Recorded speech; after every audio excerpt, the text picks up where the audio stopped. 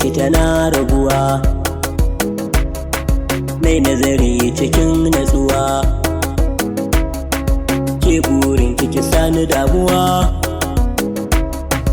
Allah raba mu da fuska biyu, fuska biyu. Yau ni ma ido na ya gani, wai babo ya zarce dan gida. Na shiga so ban ji ban gani, nai na ce kamar ya guda. Ashe dama abin da ka so shi zai saka cikin damuwa. Allah raba mu da fuska biyu, fuska biyu. Abokina me ke faruwa? Budurwata mai fuska biyu, ka kyale ta ka samu natsuwa.